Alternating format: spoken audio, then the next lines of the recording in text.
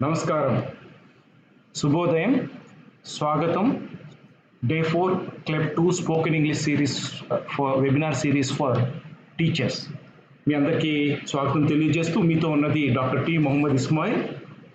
So this is a live interactive webinar streaming on SCRT AP official YouTube as well as Facebook channels. With us today, Professor Salivendra Jayaraju Garu is with us. I welcome Salivendra Jayaraju Garu to today's session. Good morning, sir. Good morning. With us, Pokur Srinivas Garu also there from Digital Education of CERT. Good morning and welcome you, sir. So I request Pokur Srinivas Garu to introduce today's resource person to the viewers. Yeah, thank you. Good morning, Andhra Pradesh. Welcome, Professor Jayaraju Garu. Professor Jayaraju Garu from Department of Phonetics and Spoken English and Language Sciences, and he's from the EFLU University and had a PhD from the Central University of English and Foreign Language, Hyderabad, and did MPhil and PGDTE in MA, and he had written many articles related to lexical level writing in the Telugu and a philosophical study, and he wrote many books and also helped us in many of the material that we prepared for the improvement of language, and especially in English to the Andhra Pradesh. So we feel very proud to be here, sir, Jayaraju Garu. Thank you. So we heartily welcome to this program. Sir, please start your session. Hello. Yes, sir. Thank Yes, you very please. much, sir. Thanks for introducing Professor Salivendra Jayaraju. Today's topic is phonetics part 1. Thank you, Hello. sir. Please start your presentation. Hello. I'm Yes, just sir. connecting my headphones. Okay. Just a minute. I welcome you all to this compendious presentation on phonetics, particularly for the teachers of Andhra Pradesh. And it's an honor for me to be with you all this morning here. I also thank all the organizers and especially the administrative officers who have been toiling behind the implementation of the English medium education in Andhra Pradesh. I take this opportunity and I really thank Pokur Srinivas Garu and Ismail Garu for such a warm introduction. And today I would like to draw your attention on phonetics, and in your schedule it is mentioned phonetics 1. It is mentioned as phonetics 1. So phonetics 1 is a very general term. So I would like to specify phonetics for our purpose this way: phonetics for language learning and teaching. Right. The objectives behind this presentation are to explore the need for phonetics in language teaching, to infer the scope of teaching phonetics in general, to offer an understanding of English and Telugu sound systems. So these are the three important objectives I've been reflecting upon while planning for this session. When we talk about language and language teaching in general, listening and speaking, as you're all exposed to, are primary tasks or activities. So in listening and speaking, when we say, many languages in the world do not have script, but all the languages have so we can't avoid speaking and spoken aspects of a language. Speaking aspects of a language. So when we speak, there is one important parameter we need to understand, which is very, very crucial, in fact, for defining languages. That is mutual intelligibility. When two or three people, or more than three people, more than two, when they communicate to each other, are they mutually intelligible? In fact, to define languages, this criteria is very, very essential. If you want to say a particular linguistic code is a language, you have to test that particular code against mutual intelligibility in a given community. If you take up a community there, if you see a linguistic code, and that code is mutually intelligible within the community, then linguistically, we define that linguistic language. So mutual intelligibility is one of the important aspects we need to understand here. When it comes to the English language, we know that English is no more an Englishman's property, it's a global property. And moreover, you go to a particular country where English is not an official language, or English is not the mother tongue. And if you go there, you will see a variety of English. If you go to Nigeria, you see a variety of English called Nigerian English. Recently, a journalist from Delhi called me up, and he was asking about certain features of English. The English, sorry. Sorry. The English is spoken. The English is spoken in India. So that is, what we have in India. And people are aware that we have Indian English or English, whatever we call it. Similarly, if you go to a particular country, any other country, you will see a variety of English. So when we have different varieties of English, and when these varieties are used in a global context, are they mutually intelligible?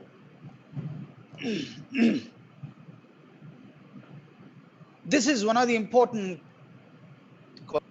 If they are not mutually intelligible, maybe at a different level you can define them as English, but when it comes to functional aspects of language, I think there is some deficiency with the variety. So when we look at different varieties of English and the aspects of mutual intelligence, we can see a lot of intelligibility problems. For instance, if you look at when it comes to mutual intelligibility concept, according to our Indian tradition, in Panini and Siksha, Panini has clearly mentioned a constraint in his Siksha under Sloka 54, and the translation is here. If anybody reads the Veda without a show of hands and does not observe proper accents and places of articulation, Rik, Yajuz, and Saman burn him, and on death he attains rebirth as an inferior animal. Of course, there are certain religious beliefs presented here. If you disassociate the religious beliefs and look at the language as a linguist or as a language teacher, I could see a concern of Panini, that is mutual intelligibility or the intelligibility of the language. The places of articulation, that is very, very crucial. And when it comes to the sounds, he also says in verse 52, the vowel sounds must be, very, very clear. The vowels are very, very clear for clear speech and for understanding the speech. So, and he talks about consonants, he talks about vowels, he talks about intonation, he talks about the prominence. Dear friends, these are all spoken aspects of a particular language. So Panini came up with the Siksha in the context where Sanskrit was taught orally and it was spreading into different parts of the country. And in his contemporary times, there were 7 to 8 grammarians, Sanskrit grammarians, who used to teach Sanskrit. And Panini was one among them. Panini realized that, Sanskrit had been spreading to different parts of, and wherever it went, it used to assume a new variety of Sanskrit. And there was a lot of confusion with regard to intelligibility. That's where Panini decided to write Ashtadhyayi and Paninian Siksha to see to that there won't be any intelligibility issues when Sanskrit is spoken across the country. So the top priority while teaching a language, particularly speaking skills, the teachers need to focus on mutual intelligibility. That is an irreducible minimum while we teach listening and speaking. Sound distortion, Panini says further, a distortion of a sound brings about distortion in meaning. See, I'll give you some illustrations here. Sound distortion related issues. I was speaking to an Australian who was a British Council teacher working in Libya. We were working in the university. He was working in the language center. We went on a vacation. And when we got back to the work, I saw John and I was asking him, John, when did you come? He said, well, to die. Australians have this problem, A and I.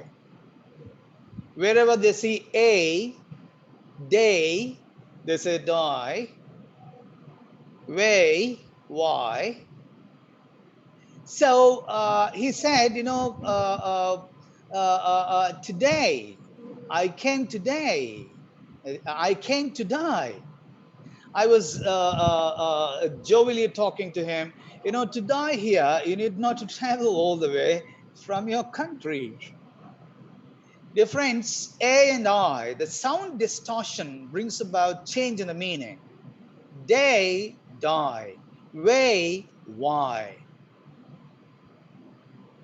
May, my.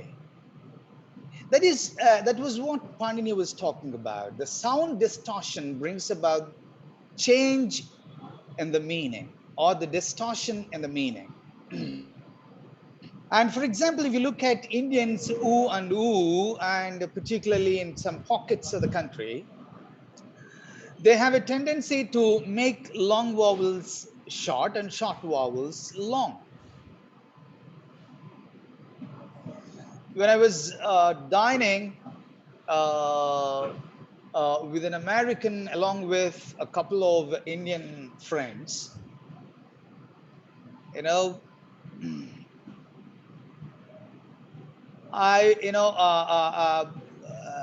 American and a couple of Indian friends I was dining with. I was dining, and then the American was offering some food to other friends of other Indian friends, and he says, "Why didn't you take some more food?" And the Indian friend said, "Well, I'm full. I'm full." And then he was really shocked, and he was asking, where are the Indians fools at the dining table? Dear friends, sound distortion brings about change in the meaning. And in some pockets of the country, there's a problem of v and wa, and they are pronounced as b. If you want to say very good, they say very good. Very good. And Arabs have the problem of p and b. Wherever they see p, they replace it with b, and that's how pray becomes bray for them. So one sound brings about the change in the meaning of the utterance. So dear friends, we need to understand sound distortion is one of the hindrances for promoting intelligibility intelligibility of spoken varieties across the human languages. No matter what language you speak, the sounds of that language are very, very crucial for bringing out the meaning. And the distortion of those sounds will certainly lead to the distortion of the meaning. So this is one of the important hindrances for promoting mutual intelligibility of spoken languages. Right, now when you look at languageness, and apart from this, there is another important aspect we need to remember. That is languageness. Every language has got its own quality. I would like to draw your attention to a video. Hello. Hope my video is audible and visible. Yeah, you're quite audible and visible, sir. No, but you haven't started your sharing your screen, no, sir? Sir? Please share your screen and you can play whatever you want, sir. Right. Perfectly all right. While sharing the screen, select that sound, enable the sound also.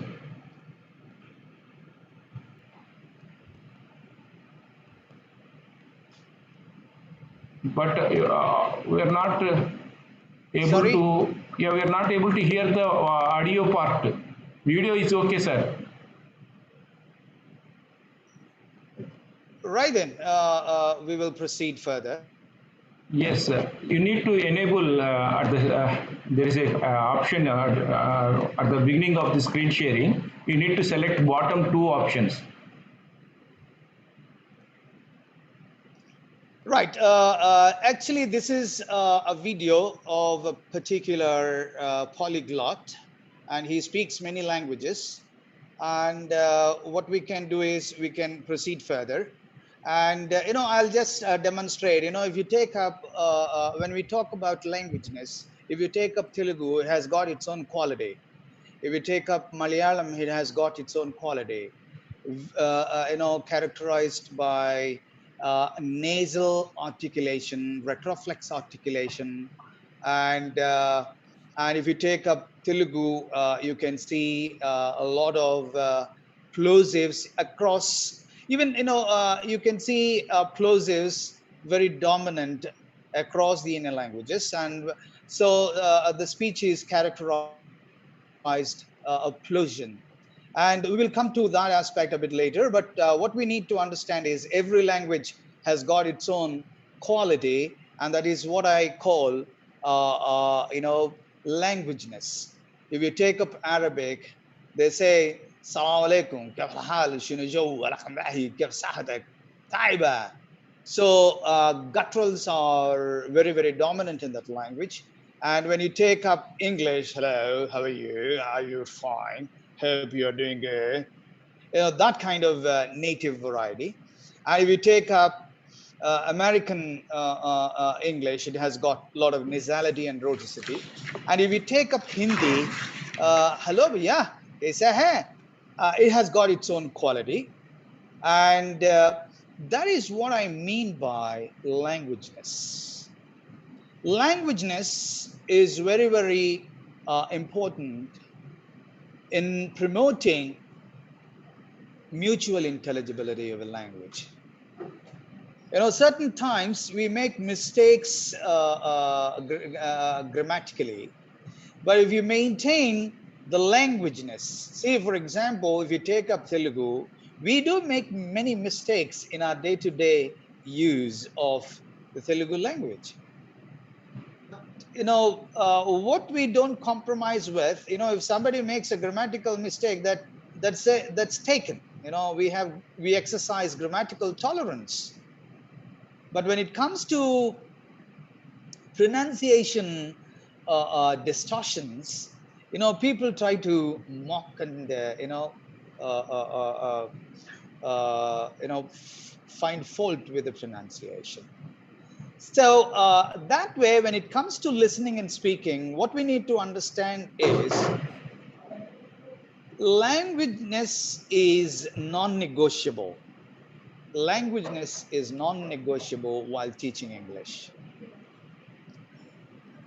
So why do we need to focus on languageness? If you do not focus on languageness, it is very difficult to understand the pronunciation. And a language teacher is a speech pathologist.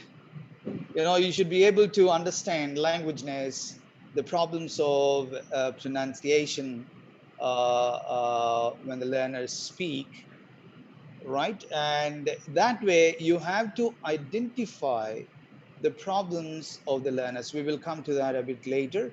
But what we need to is languageness is also very important while teaching listening and speaking with reference to a particular language.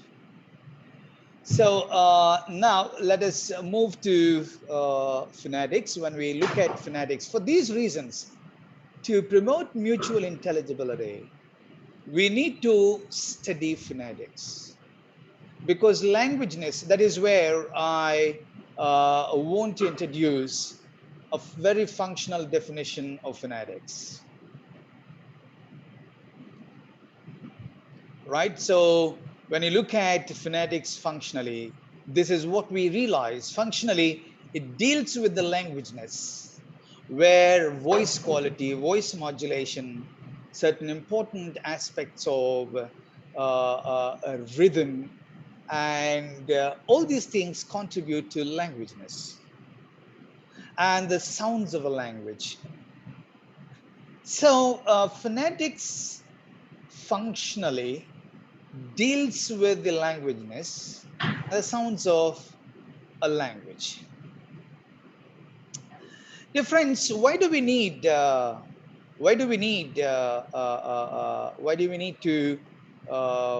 teach phonetics at all at this juncture?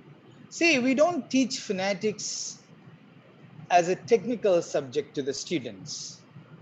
So there is, you take any topic or concept, there'll be two versions. One, the learner's version. Two, the teacher's version. The teacher's version is called expert's version, and the learner's version is called user's version. So every time when we talk about phonetics, we need to remember these two different versions. One, expert's version, the phonetics for teachers. Two, the phonetics for learners, where we need not to talk about all the technicalities and technical terms. We have to teach certain aspects that are very, very crucial for mutual intelligibility in a very, very practical manner. We need not to get into the details or the nuances of that particular concept. So here I'm attention to the experts version of phonetics. However, in tomorrow's, my tomorrow's session will reflect upon converting this experts version into the user's version or the learner's version. That is, that convergence is very, very crucial while we teach any concept, any technical concept. So dear friends, this is where, most of the times when people start teaching or learning phonetics, they don't realize these two versions. So whatever they learn as teachers, the technical version, they try to present the same technical version or academic version or too scientific to the students. Then the whole purpose of teaching the particular aspect gets defeated. So we need to understand here this important criteria or criterion in teaching languages. So today we are reflecting upon the expert's version or the teacher's version of phonetics. So otherwise, phonetics for teachers. I have mentioned two things: phonetics, phonetics for teaching and learning. So teaching and learning. So we are looking at teachers' phonetics today. As a teacher, if you don't get your facts and figures, the ideas and insights very clear, it's very difficult to convert those scientific and technical concepts into practicalities in the classroom. So that's where I encourage you all to have an expert's understanding of phonetics. So why do we need phonetics at all? What are the tasks and targets for teachers? Of course, our tasks and targets are towards intelligibility of English, if you take up the English language education in Andhra Pradesh. So there are three important needs or tasks and targets when we look at the English language in terms of mutual intelligibility. While teaching listening and speaking, we need to identify the needs of the learners. What are the problems? What are the problems they have? What are the problems they have in terms of languageness and pronunciation? Some students may be using ra very, very overtly. Instead of saying burn, they may say burn, turn. So, as a teacher, unless and otherwise you have a thorough understanding of the teacher's version or the expert's version of phonetics, it is very difficult to identify such problems of the learners and design tasks. It's identifying needs is more or less like diagnosing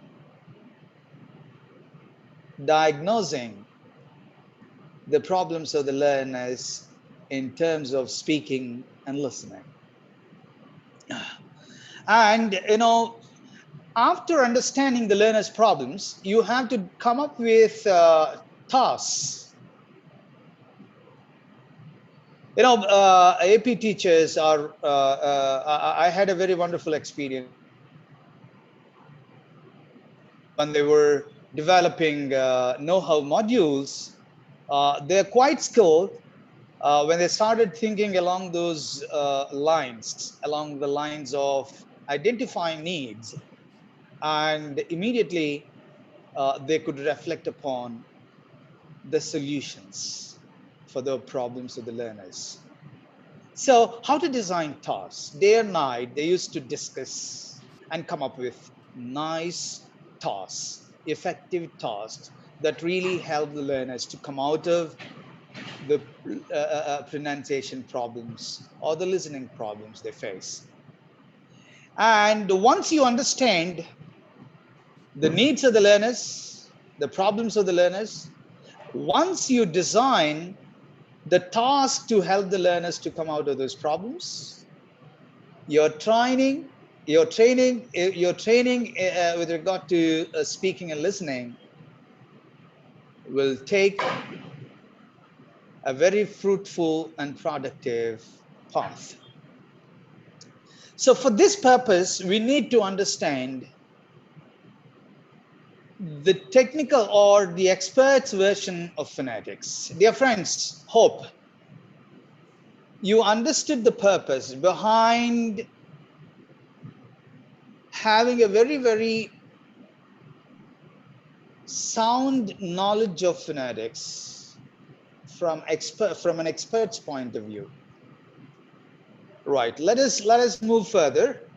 I think one more teacher is going to reflect upon certain important aspects, but this morning I would like to draw your attention on segmentals. When I say in the previous on the previous slide, the functional definition, languageness, where rhythm, intonation, and prominence, voice quality, these are very, very crucial. And it talks about languageness refers to those things. And the sounds of the language, when we talk about the sounds of a language, we are talking about segmentals. So we have suprasegmentals like pitch, stress, duration, and voice quality or quality.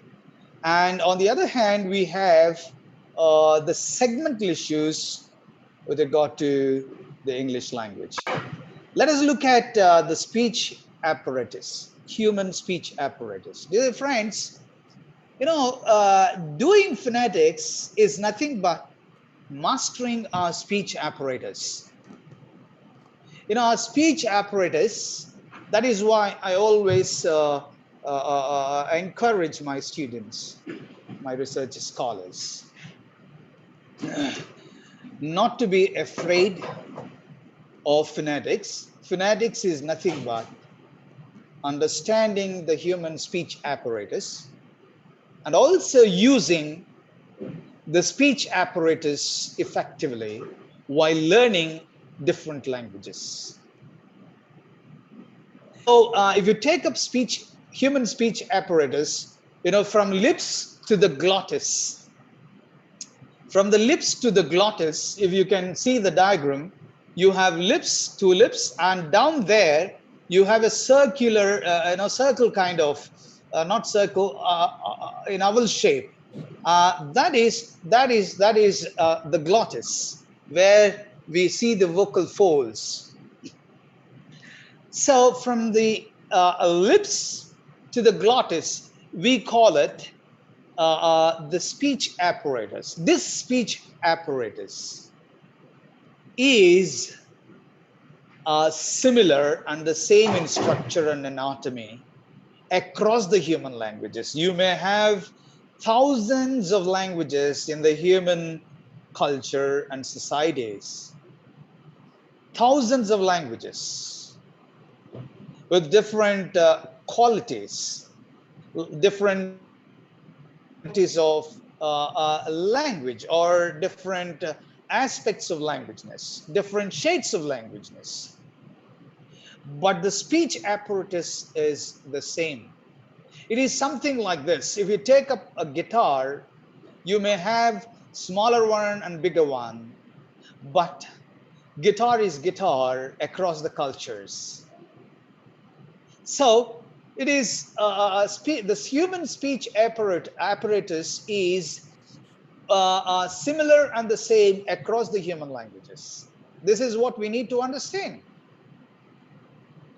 We need not to worry about British variety or American variety or Spanish or Greek or Arabic, whatever it may be. It may be it a Romance language, be it a Semitic language, be it an Asian language. So whatever it may be, the speech apparatus is the same.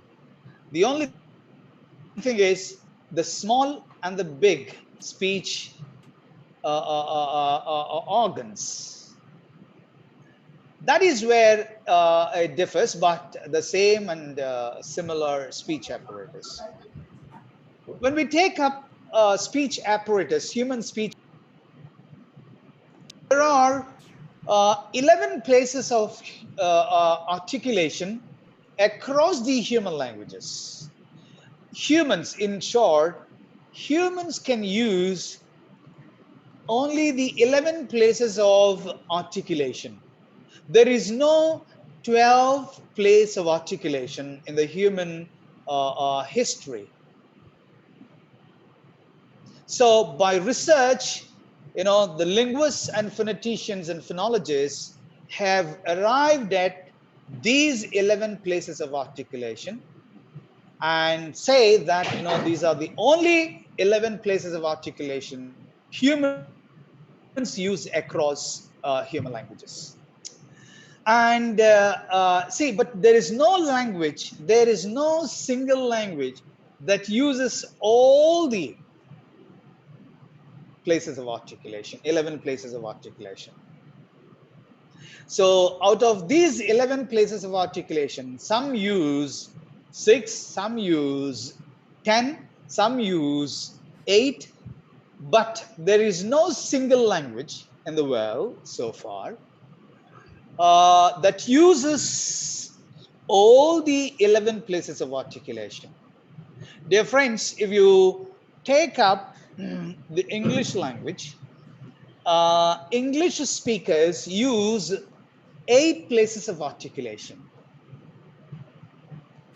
When you take up Arabs and the speakers of Semitic languages, they use 10 places of articulation. When we take up the Indian speakers of Indian languages, they use 9 places of articulation. So Indians use 9 places of articulation, Arabs use 10 places of articulation, English speakers use 8 places of articulation. So dear friends, this is what we need to understand here. When we are talking about languageness, these places of articulation are very, very important. If we take up guitar, there are frets. At different fret, you produce different sound quality. So 11 places are there. At 11 places, 11 different sound qualities can be produced. That's why we need to be very, very careful of the places of articulation when we teach a particular language. So British guys use only 8 places of articulation, but we use 9 places of articulation. We are in a more advantageous position when it comes to speaking and listening. And Arabs are really in more advantageous condition. However, how they use and perceive are totally different. For example, we will come to those 11 places of articulation. Let us come to,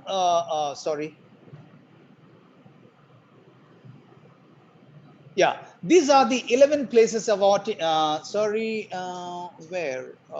see, for example, if you take up 11 places, look at the list of 11 places of articulation. We have bilabials, pa, ba, but labiodentals, when we pronounce pa and ba, we use both the lips. We call pa, ba, and ma bilabials. And we have labiodentals like fa, va. In detail, we will look at those phonemes tomorrow. But I'm drawing your attention on certain aspects of accurate pronunciation and the pronunciation with proper languageness.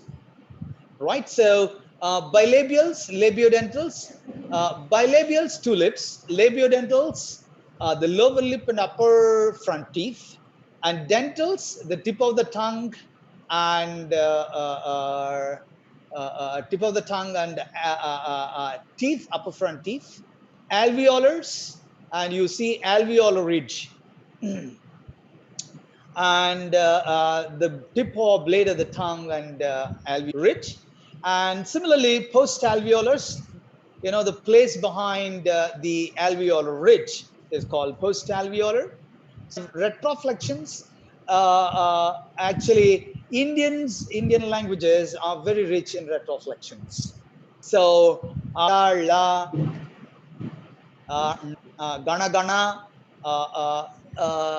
nya, nya is a nasal, not a retroflex. So ta, da, na, na, la. These are retroflections, Indian language, which are dominant Indian languages, which are popular in Indian languages, if not dominant. So we have palatal region, where hard palate is involved, and velar region at the back of the tongue, and you have uvula. See, if you take up velar, uvula, I will demonstrate these 3 places by taking k. In Arabic, we have 3, not only in Arabic, in Semitic languages, you have 3 different kinds of k.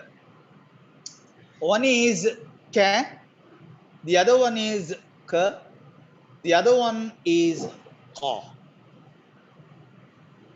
So ka, ka, ka, ka, ka, ka, ka.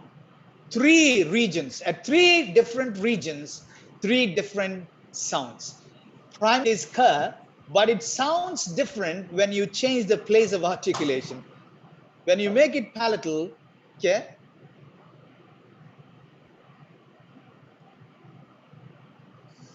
Sorry. When you take up ka, it is palatal. When you take up, it is velar. When you take up ka, it is uvula. So uvulas and pharyngeals, for example, if you take up Semitic ha, ha is down there from glottis. But if you move slightly above, you will see the pharyngeal region. In the pharyngeal region, you will be able to produce ha, ha, ha. So, and glottis ha. So these are the 11 articulations human use across the human languages. Now, when it comes to the human speech apparatus in English, English has got 11 places of I will come to the 11 places of articulation once again, and then let us come to human speech apparatus. There is another important aspect called manner of articulation, are very, very important.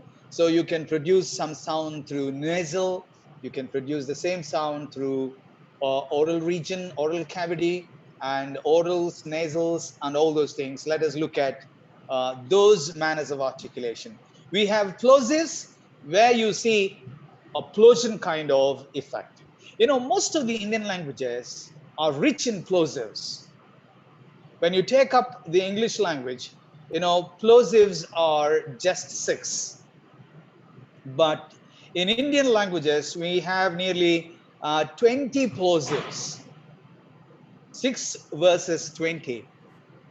So definitely plosives, and the frequency of plosives is very high in Indian languages. And then if the plosives are more, such languages sound like tapataka, chitapata, katapata, badagada, jeda, badagada, bad. You know, that is the effect when the languages which are rich with plosives are spoken. That is the effect. Nasals, you know, some languages are rich in nasals, and they you will see a lot of nasality in their speech, in their you know, with regard to that language. And trills, you know, there are some languages where some African languages use trills. So there are trills. Those trills are very, very dominant. And taps and flaps, similarly. Fricatives, English uses 9 fricatives. And then laterals, approximants. These are manners of articulation. We need to understand, when we have the experts' view of the manners of articulation and places of articulation, we will be able to understand the learner's problems in a very systematic manner. Where does my learner face the problem? Does he face the problem with a place of articulation or the manner of articulation? If my learner faces a particular problem with the manner of articulation, what kind of exercises I need to design and offer a kind of training? So this is what we need to understand. That is the reason why we need to do a bit of phonetics in an expert's way. Right now, let us come to English speech and places of articulation. English uses 8 places of articulation, as I mentioned, and these are the 8 places, the 8 places of articulation. And we can move forward. And then if we look at manners in English, we can see 6 manners of articulation. English has got plosives, English has got nasals, English has got taps, English has got fricatives, English has got laterals, English has got approximants. When you take up the classification of the sounds, in English we have 6 plosives. Nasals are just 3. There are 9 fricatives, 1 lateral, 2 affricates. Affricates are the combination of plosion and friction. That's why I haven't mentioned affrication or affricates here as a separate manner of articulation. So it's a combination of plosion and friction. So they have 2 affricates and 1 continuant, that is approximant. Continuant like ra. Approximants, we can say there are 3 approximants in English. So that is how we can look at the English language. But when it comes to Telugu has got 20 plosives. In principle, we have 5 fricatives, but most of the times we could see only 3 fricatives. For example, if you take up, plosives, we have pa, pa, ba, ba, ta, ta, da, da, ta, ta, da, da, ka, ka, ga, ga. These are the plosives. And we have exactly 20 plosives. But when it comes to fricatives, sa, sh, ha, I think, we have sa, sa, sh, ha. I think we have, we have only 4 fricatives, but most of the times, sa and the sha, are, are in free variation. It means, we use one for the other. Still, we don't have any intelligibility issues.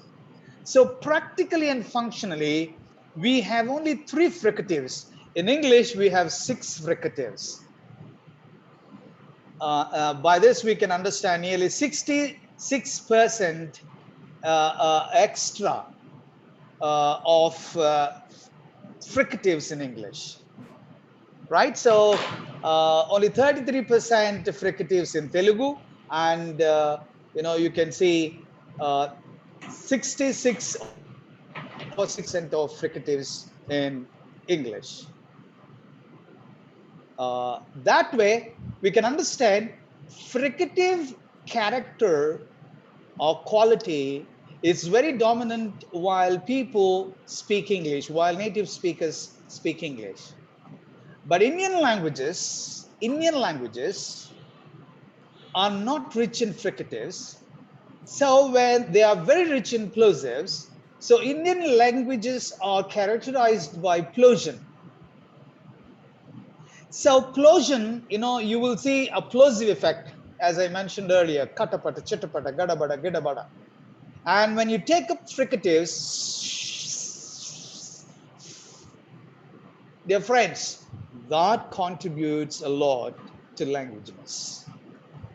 Languageness matters a lot, as I always demonstrate in my presentations across India, and also participants of learners of English and researchers. I draw their attention on one important question. I present an expression in 2 different varieties. My brother from America. My brother is coming from America.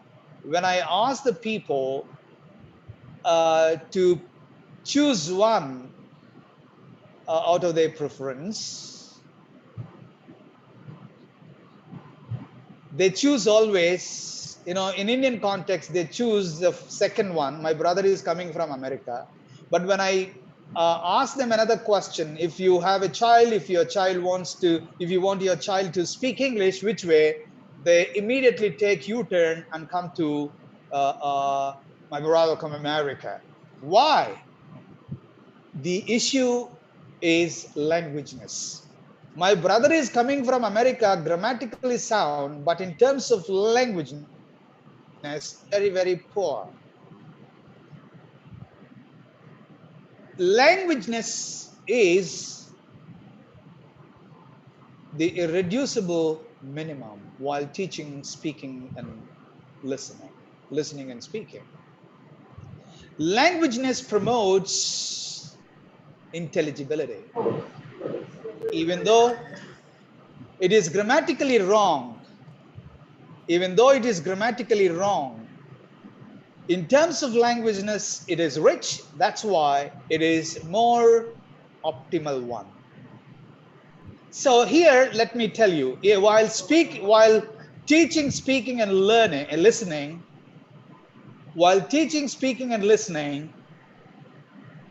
languageness is the top priority. Right, that is, non-negotiable.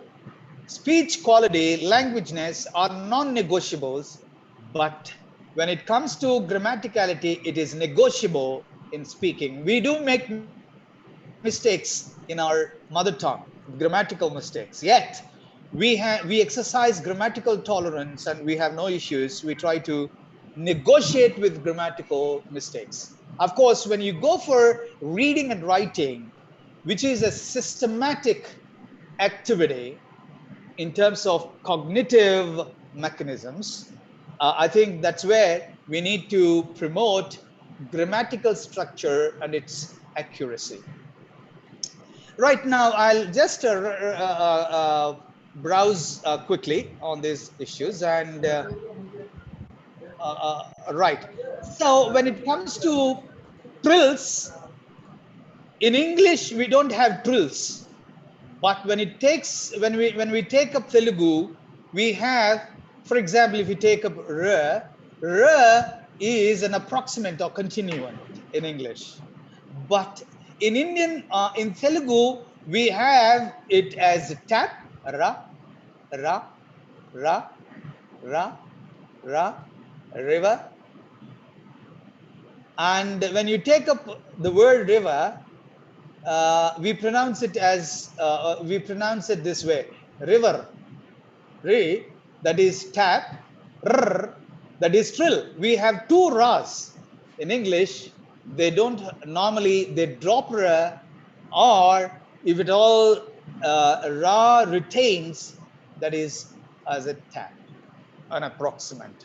So they have approximant ra, but we have trill and tat ras. So difference, that is where we need to understand. Whenever we migrate to the English speaking, we carry these Telugu manners of articulation to the English language, and that affects the languageness of the English language, and that causes in turn unintelligibility. So right now let us come to the Telugu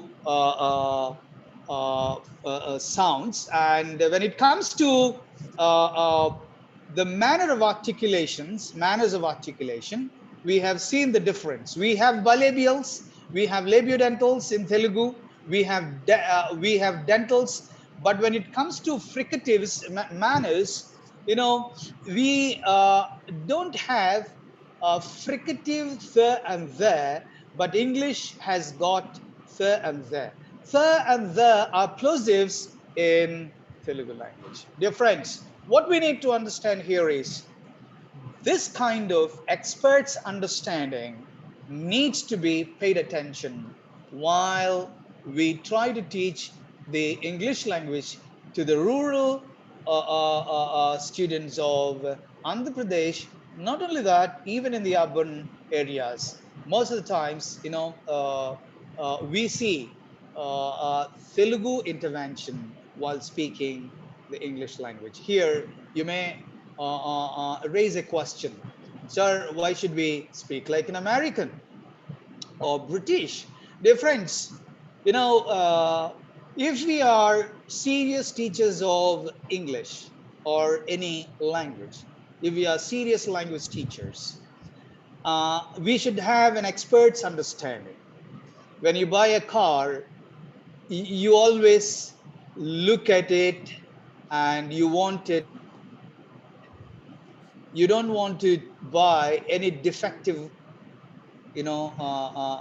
car, vehicle. Why? You have a perfectionist view while you are paying. Our learners are paying us. They are paying us through their time and through their governments. And if you talk to the parents of the learners of English language in Andhra Pradesh, they need good English. They want their children to speak English in the sense, not the English which is defective, the English which is effective, which is intelligible, not only in the local regions, but also in the global regions. I always tell my always mention this to the teacher trainees at EFLU. The Indian English in the classroom. You and I are not needed. Indian English, see, of course, in terms of policy, our model is British variety for XY reasons. English offers clear speech. American variety has got a lot of problems with regard to nasality, rhoticity, tapping and flapping, and so many other. I have nearly 20 phonetic features that are hindrances hindrances to mutual intelligibility with reference to American English. But when it comes to British variety, for its historical reasons and geographically widespread, it is tested that British variety is the most intelligible variety. That's why I have written a research paper on apiciency. Apiciency is a tool for promoting mutual intelligibility. Apiciency is a copyrighted term.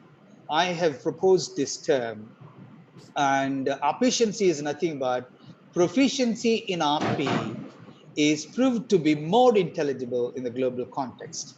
Let me tell you one important thing here. There are 3 domains where the Telugu learners of English need to use English. One, in the Telugu states, they can use the English language. 2, in the national context, I call it regional context. Speaking English to geographical region is called the regional domain.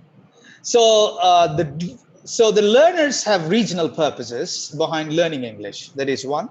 2, when they go out of the states into the other parts of the country, they have to use the English language as a national variety. In Indian English, people call it Indian English, and but within India there are n number of or different varieties of English. If you go to Kashmir, the English spoken is different from the English spoken in Kerala, and similarly, the English spoken by Tamilians is different from the English spoken by Marathis. Right? So there are n number of varieties across India. So when we go out when the learners go out of the state, they should speak the variety which can be intelligible in the national domain. So, sorry, sir. regional variety or regional purposes. So our learners have. Sorry. If anything is left to show through the screen sharing, if it is not, I'm concluding. I'm concluding. Yeah, I'm concluding. For your full size image, you need to stop sharing. If you still want to show something. Perfectly all right. Perfectly all right. Okay. So I thought I would draw their attention to some of the templates later. No problem at all. Okay. So that is what we need to understand when it comes to the purposes behind learning a language must be looked at according to the regional, national, and international purposes, right? So there are 3 levels of purpose: local or regional purpose, then national purpose, and then international purpose. Indian English nobody taught me Indian English. Always my teacher has the British English as the model. When she teaches me some English, still her model or his model is the British variety. When she produces some materials for the learning and teaching, still the teacher has the British variety as a reference model. And right, so when the teacher tries to test my proficiency or progress in proficiency, she has the British variety as a reference model. So everywhere British variety and British variety and British variety, but the outcome is some local variety. That's what I say all the time. When we talk about Indian English, it is a mysterious variety. Our teachers follow British variety and teaches English, some local variety. So it is something like this. You sow a mango seed and reap grapes. That is mysterious. That is the mystery in the entire story. Dear friends, what we need to understand here is to teach the national and regional varieties of English, the teachers are not needed. It is automatic. It is automatic. You teach some English, they will learn whatever they learn. They approximate it to their mother tongue. They mix and match with their mother tongue aspects and then come up with a local variety. But we need to teach them the global variety. Our students are in a context where they have to live locally, but communicate both locally and globally. When the local variety is automatic, how to achieve the global variety? That is where I always come up with a proposition that we need to focus on global variety, and which promotes mutual intelligibility. And I will present a principle here and stop my presentation, and will be open for Q&A. So dear friends, while teaching, I always propose a principle. For speaking, have the British variety as a model. So train yourself in British variety, because the British variety is the most intelligible variety across the globe. Second, of course, yours are with local variety already. So they will have two varieties. When they speak to Indians, they approximate their accent to local variety. When British, they will approximate their accent to global variety, since they are trained in global variety. If they are not trained in global variety all the time, locally or globally, they use the same variety. That invites the intelligibility problems. So the principle here is, when you are training yourself in terms of pronunciation, production, follow the British variety. When you try to listen, when it comes to listening, get exposed to n number of variety, because whenever you go to a country, there is a local variety. So how to develop, develop a repertoire or cognitive abilities to approximate your listening to the local varieties of English. So this is the principle. For production, British variety. For perception, that way our learners will be more skillful and definitely be successful across the globe while they use the English language. Dear friends, I welcome you all with your questions, and thank you for giving me this opportunity. And over to Ismail Garu and Srinivas Garu. Thank you very much, sir. Thank you very much for the presentation. We have a few questions. Let me ask first question, sir. Tomorrow, yes, sir. Sorry for the interruption. Tomorrow, Please, I'll come up with my phonetics 2 lecture. where we will look at the problems of the learners. Over to you, sir. Thank you, sir. Thank you very much. The first question is, Vaidehi is a party from Chinnagadilla, Vishakhapatnam. How can I teach phonetics to primary students as Yes, teachers may as I not be that mentioned, much? Yeah.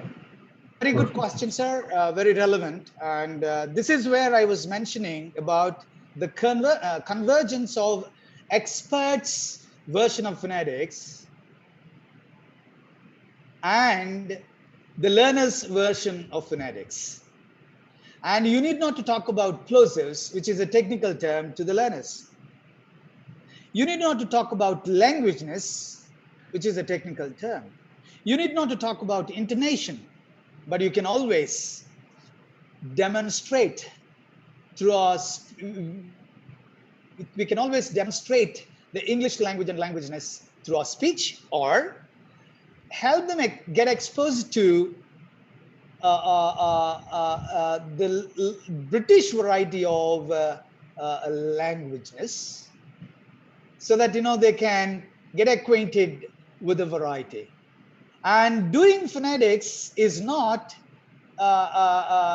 doing the analysis speech in a more technical terms. No, from the learner's point of view. For the teacher's point of view, you need to reflect upon those technicalities. From the learner's point of view, what matters is what you make them hear, what you make them produce. That matters a lot. Without, it is something like this. Most of the times we try to mention this. We have to teach grammar inductively. We need not to teach grammar technically or deductively. You need not to talk about all the technical involved in grammar, but you present the functional aspects of grammar. That's where we talk about functional grammar or communicative grammar, things like that. Similarly, somewhere we have to take up phonetics and make it functional and communicative. Thank you. Thank you very much, sir. With the continuation of that question, I have another question. Venkateswara S. Vijay. Remembering these phonetics sounds are very difficult. How can we work on this problem to keep in practice? See, I don't think it is a problematic one, because Telugu has around 50 plus letters, but English has got 44 phonemes. The quantum is very, in terms of quantity, Telugu, English has less number of phonemes, right? It is only, most of the times, phonetics, English is presented to be presented as a devil to the learners of English right from the childhood, and that is to the learners. But for the teachers, phonetics is presented as a devil. Thank you, sir. So we have to overcome, or we have to conquer these two devils. Children should conquer the devil of English as a language, and the teacher should conquer or overcome the devil of phonetics. It is as simple as any other subject, sir. Thank you, sir. Yeah, thank you, sir. And tomorrow I'm going to present certain sounds and how to deal with them in the classroom and things like that. Yeah, thank you, sir. Ismail, am I audible? Yes, sir. Yes, sir. Please ask. Sir, a teacher from the Giddaluru asked that, how does the sounds of mother tongue influence learning sounds of English? Whether they promote or inhibit learning English? It was his question, sir. Well, see, actually, from behaviorist point of view, there are two schools, behaviorist school and cognitivist school. Some people believe that language is a behavior kind. Some people believe that language is a psychological reality, cognitive ability. So what we need to understand here is pronunciation is more of behavior. It's a behavior pattern. So, when we take up Telugu learners, they have certain problems. They have, I don't say they have problems. Their mother tongue has got certain features of languageness. We have to identify them. And while they try to learn the English language, we have to disassociate those mother tongue languageness issues with the other tongue languageness issues. That should be technically and systematically planned, in our teaching plans and in our teaching schedules, right? And certainly, for example, we are rich in plosives, and when we talk about plosives, English fricatives, the and the are plosivized, are made plosives in Telugu because we don't have fricative the. So we replace them with the tha and the. So that adjustment, if it is blocked and systematically plan the activities, we can help the learners. There are beautiful speakers of English whose mother tongue is Telugu. They approximate their English to the local variety and global variety by observing these features in a very functional manner. Yes, sir. Yeah, thank you, sir. Another question what they asked that, how does stress differ from intonation? Well, I think, some other people, Dr. Purnima is going to talk about stress, intonation, and rhythm. I prefer not talk about those things in this session. Yeah. I think we have to wait for Purnima's webinar. Oh, thank you very much, sir. Please, sir. One more question, Ismail. Yes, What principle should we use to tune us from local variety of English to global variety? She is from Nagalakshmi Garu from West Godavari. Sorry, can you repeat the question once again? What principle should we use to tune us from local variety of English to global variety of English? See, the principle is just this. Use the global variety while listening. Yeah. And listening is an input of languageness. And if languageness enters, and certainly the languageness comes out. So use the most intelligible varieties of English samples while listening. That is the principle. Right. Thank you very much, sir. thank you very much, sir, for your nice presentation. Really, so we have so many, but time is running out. So, on behalf of the Andhra Pradesh teachers and my own behalf, we submit our gratitude to you. Thank you very much. Thank you very much for your great presentation, sir. One more announcement, Namaste. Ismail. Yes, one more. Please Ismail. go ahead, sir. So, Yes. So in the Abhyas app today, the material is not available, but tomorrow there will be material of both today's session and tomorrow's session well, and assessment speed. Okay. Thank you very much. Thank you, and then sir. Namaste. Thank you very much. Thank you. We'll meet tomorrow.